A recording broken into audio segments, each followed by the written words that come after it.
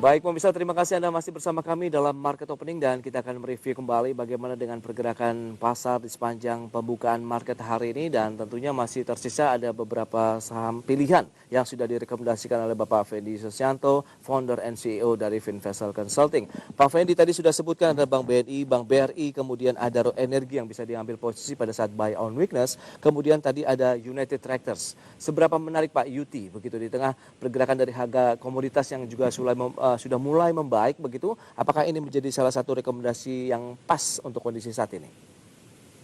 Ya, kita melihat lebih banyak secara fundamental masih atraktif ya untuk ini, kemudian juga secara teknikal juga dia sebenarnya dalam rentang konsolidasi yang cukup panjang yang siap untuk mengalami apresiasi ataupun potensi kenaikan harga. Kita lihat support level di level 22.500 itu menurut saya sangat menarik untuk para pelaku pasar ataupun trader untuk melakukan akumulasi. Jadi level itu cukup kuat.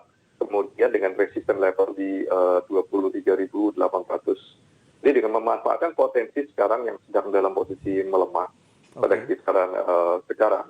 Maka ini cukup dekat di level 22.500 untuk melakukan akumulasi untuk saham UT.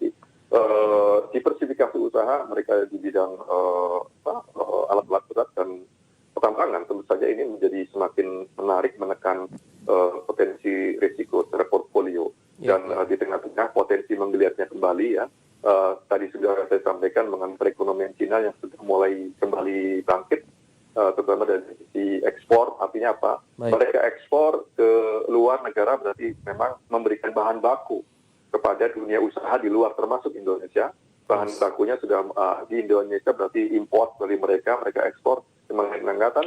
Ini membuat kita cukup ada keyakinan bahwa perekonomian akan menggeliat terutama dari sektor komoditas. Baik, itu dia untuk United Tractors, peluang entry 22.000 sampai dengan 22.500 dengan resisten kemungkinan sampai dengan 23.800 buy on weakness. Ini pun juga untuk trading jangka pendek ya Pak, kalau mencermati kondisi market seperti saat ini ya. Ya, betul. Baik, short term trading saja untuk beberapa saham yang sudah direkomendasikan. Pak Fendi, kalau kita cermati saham-saham penggerak begitu yang mencoba menahan indeks tidak jatuh terlalu dalam atau masuk dalam deretan top gainers. Pagi ini nampaknya didominasi oleh saham-saham yang memang masuk dalam deretan second liners, kemudian saham-saham yang baru saja IPO begitu. Anda melihat sebenarnya geliatnya bagaimana nih strategi bagi investor maupun traders menyikapi perdagangan hari ini? Apakah sebaiknya kita memang menyasar untuk trading jangka pendek ke saham-saham second liner, third liner begitu untuk paling tidak bisa mendapatkan cuan di tengah kondisi pelemahan dari saham-saham big caps-nya? Nah, kita melihat begini bahwa memang pada saat global mengalami tekanan cukup besar, memang yang terdampak cukup besar terutama adalah saham-saham blue chip atau di first liner-nya ya. Kita lihat saham sektor perbankan, agriculture, consumer dan lain sebagainya, itu kecenderungan mengalami penekanan. Nah, penahannya biasanya memang yang market cap-nya sedang ataupun kecil. Karena di situ memang biasanya memiliki potensi ataupun kemungkinan besar untuk mengalami apresiasi tinggi. Nah, di tengah-tengah kondisi seperti itu, strategi yang menurut saya cukup tepat dilakukan oleh investor adalah tetap menggunakan analisa teknikal untuk membaca arah pergerakan. Di tengah-tengah kondisi fundamental kan biasanya cukup lama.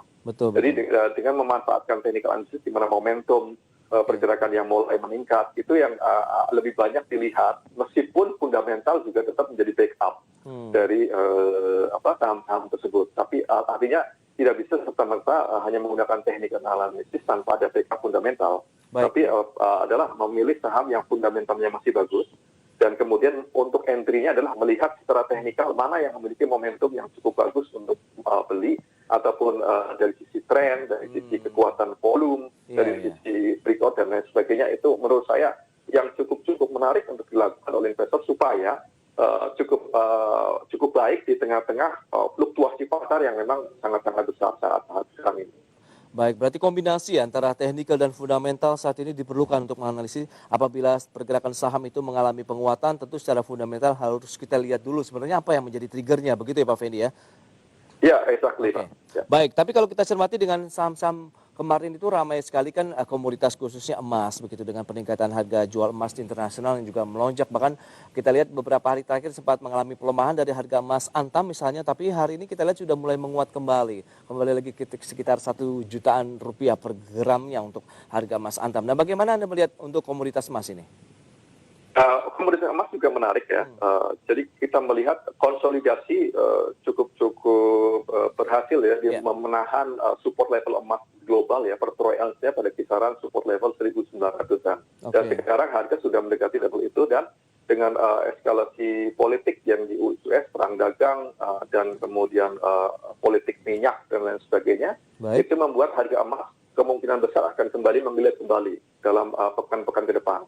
Sehingga tentu saja saham sektor pertambangan di gold yang di sektor itu akan ada peluang besar untuk mengalami peningkatan kembali dan bisa kita lihat pada posisi sekarang ini sudah mulai sedikit mengalami apresiasi. Oke, itu dia analisis yang menarik hari ini. Semoga juga dengan pelemahan indeks harga saham gabungan justru tercipta peluang-peluang untuk kita mengambil posisi beli ya Pak Fendi.